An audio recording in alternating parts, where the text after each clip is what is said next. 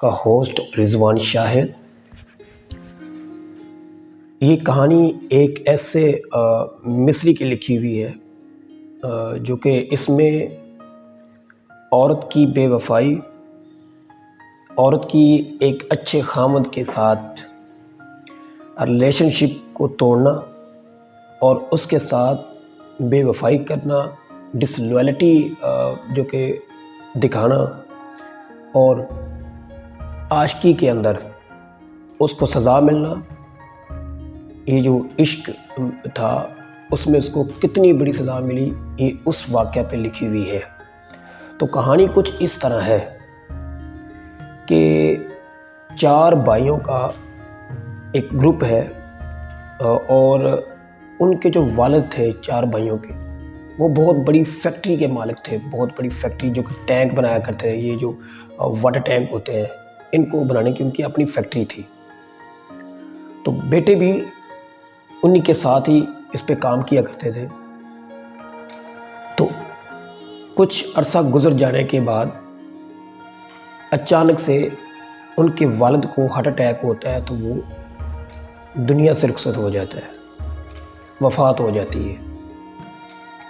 तो अब जो पीछे बेटे उसको दफनाने के बाद बैठ के ये इस्लाह करते हैं कि अब क्या किया जाए, क्योंकि सारा काम अब हमारे पे ही है।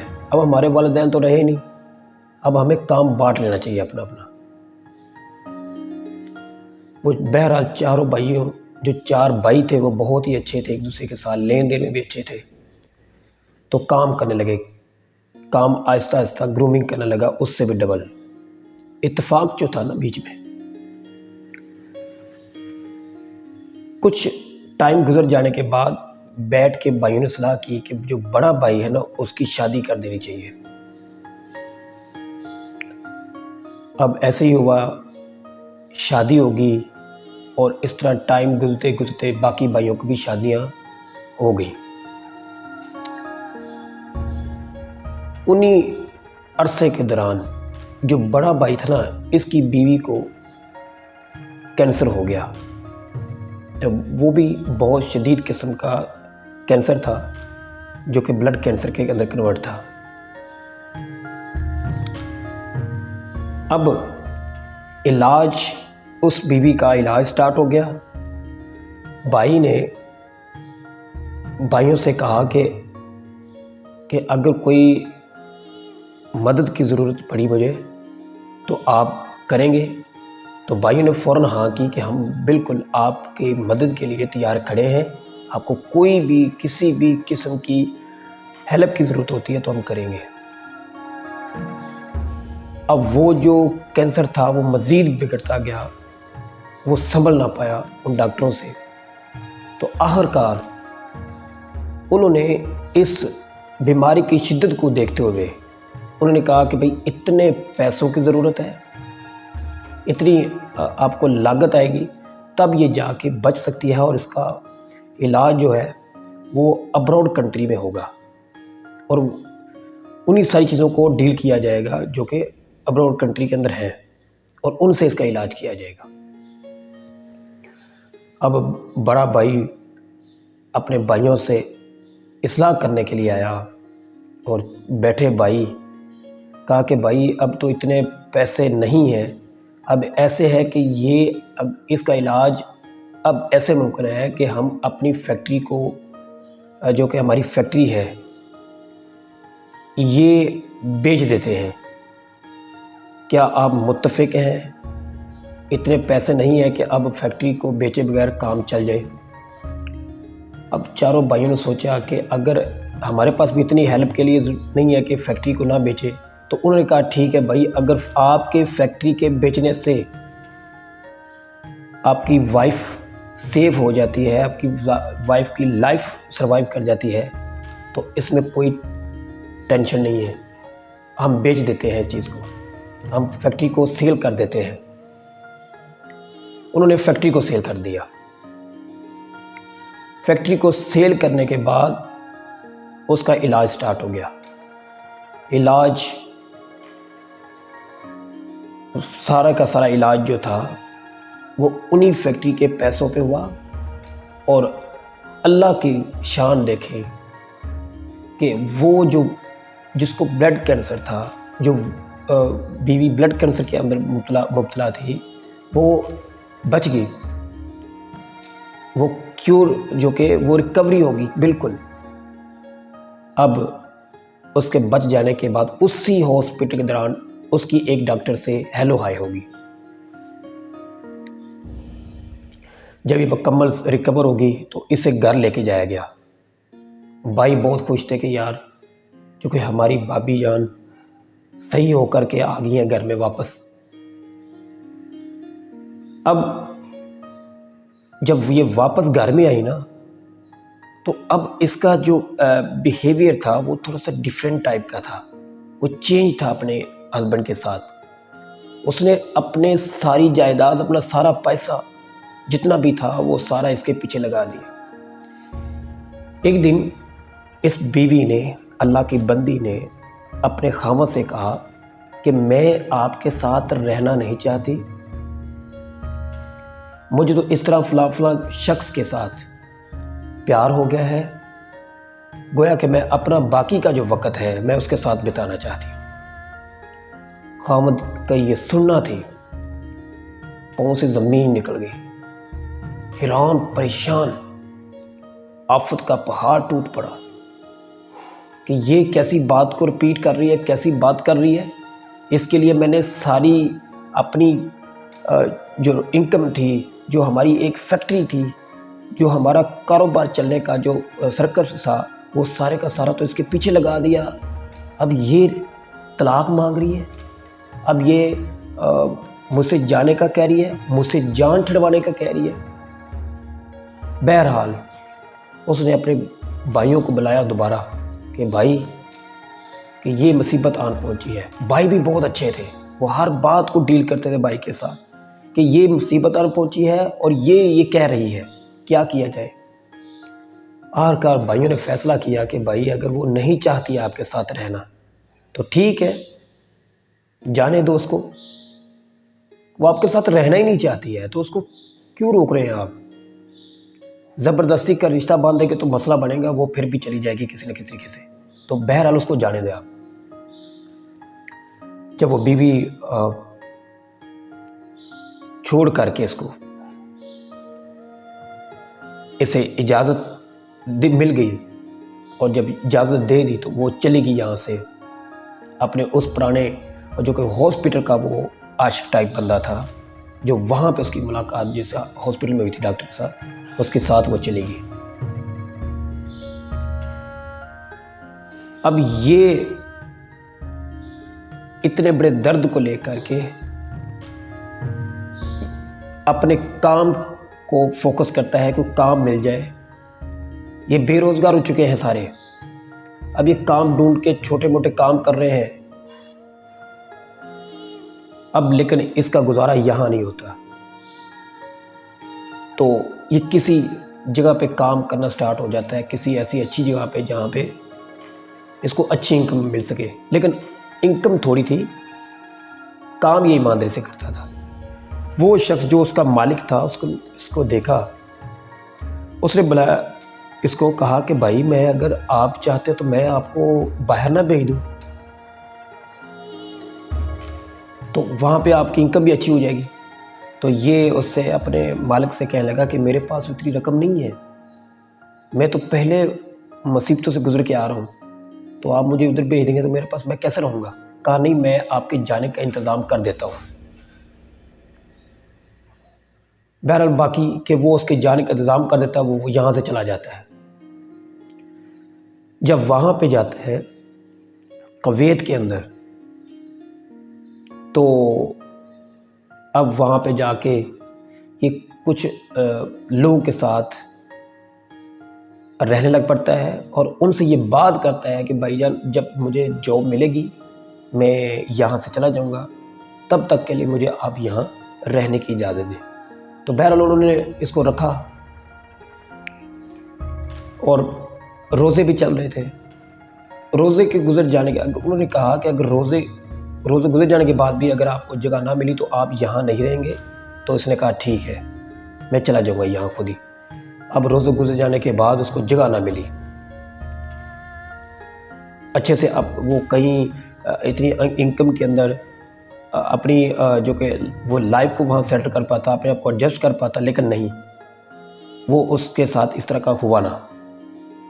इतनी आमदनी नहीं थी इतनी, वो वहाँ पे अच्छी से अभी तक जॉब नहीं मिल पा रही थी, तो वो और उनको उससे वहाँ से निकाल दिया जाता है। कहते हैं भाई तुम्हें तो जगह मिलनी नहीं है, तुम यहाँ से जाओ, हमारी जान छोड़ो। बहरहाल कुछ करते कराते उन्होंने एक दिन इसे कहा कि आओ हम तुम्हें रखते हैं, आप हमारे साथ ही रहें, कोई नहीं है, अगर जगह नहीं मिली तो क्या हुआ, कुछ भी नहीं होता। तो ये उसके साथ धोखेबाजी करते हैं और उसको पुलिस के हवाले कर देते हैं। पुलिस आके पकड़ के इसको ले जाती है और वहाँ जेल में डाल देती है। अब ये बड़ा परेशान हो, वहाँ रो रहा है थाने के अंदर, उसमें रुका हुआ, उन्होंने पुलिस वालों ने डाला हुआ उसको अंदर। कहीं को तो वहाँ समझ नहीं आती थी। एक एसपी अचानक से वो बैठा हुआ था, तो उसकी वो रोने की आवाज़ उसने सुनी। उसे कहा ये कौन है, ये बंदा ये कौन है ये जो रो रहा है। कहा लाओ उसको, इसके पास लाया गया। उसे कहा नौजवान तुम्हें क्या टेंशन है।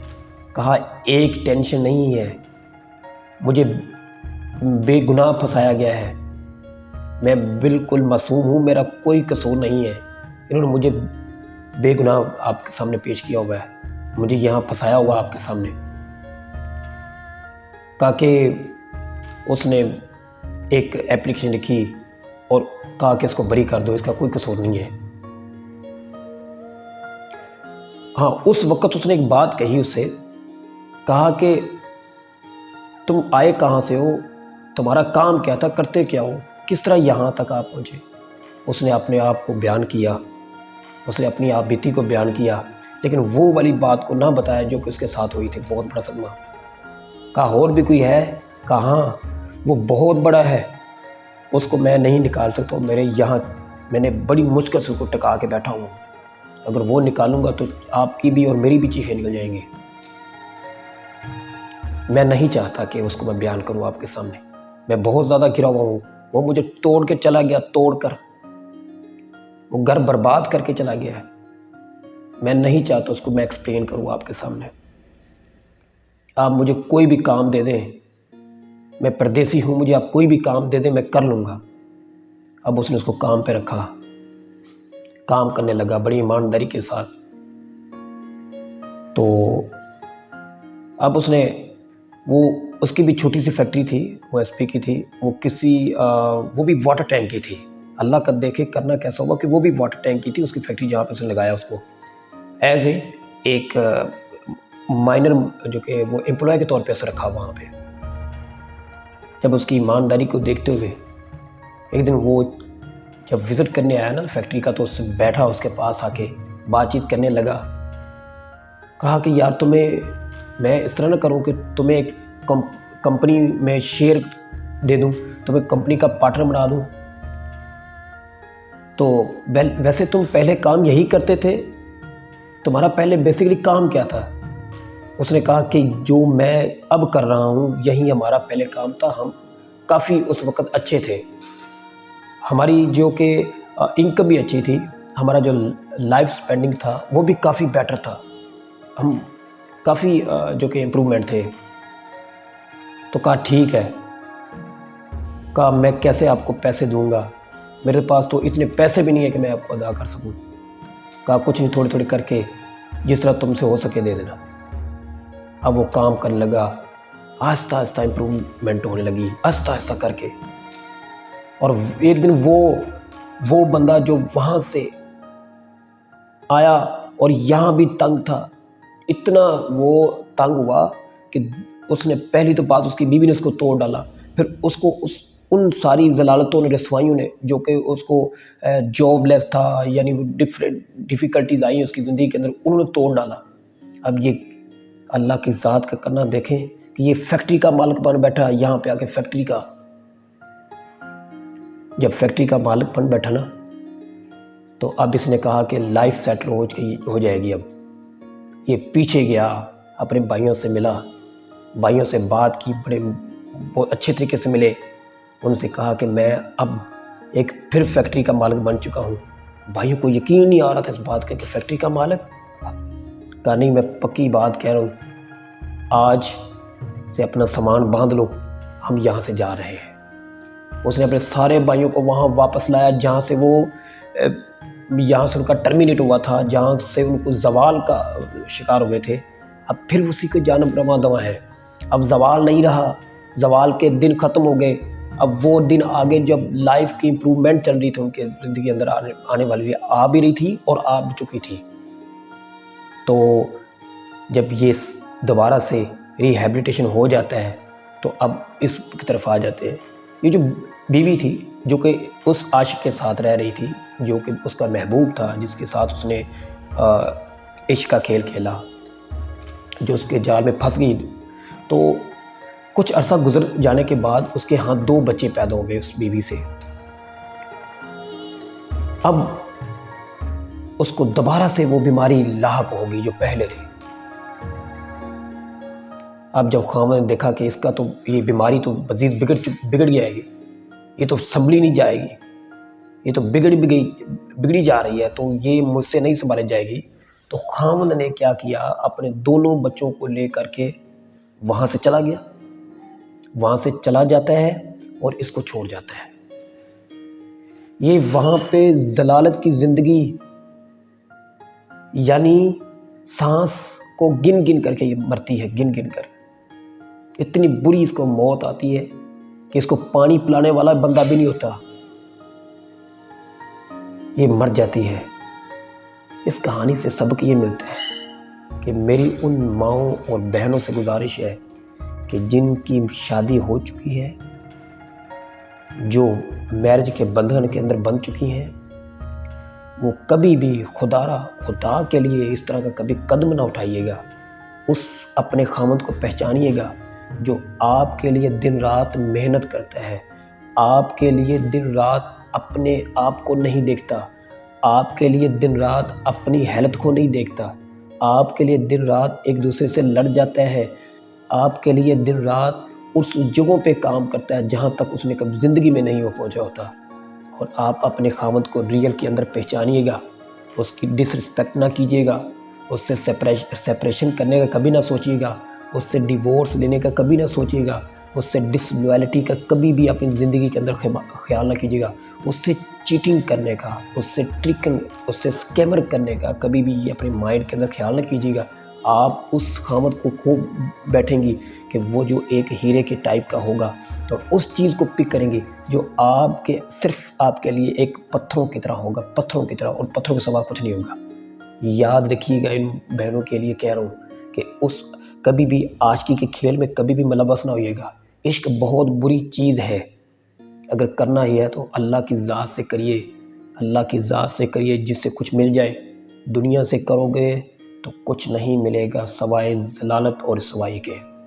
ये वीडियोस मैंने इसलिए बनाई, मैंने इसको डेवलप किया कि उन लोगों तक पैगाम मेरा पहुंच सके जो इस तरह के घिनौने कामों में, बच्चियां जो कि यूथ जनरेशन है जो अभी से ही इन कामों में पड़ रही हैं। Please avoid yourself, avoid himself from bad things. बुरी चीज़ों से अपने आप को बचाइएगा, बुरी चीज़ों से, ये इश्क मशूकी के खेल से अपने आप को दूर रखिएगा, बहुत ज़्यादा दूर। टाइम देना है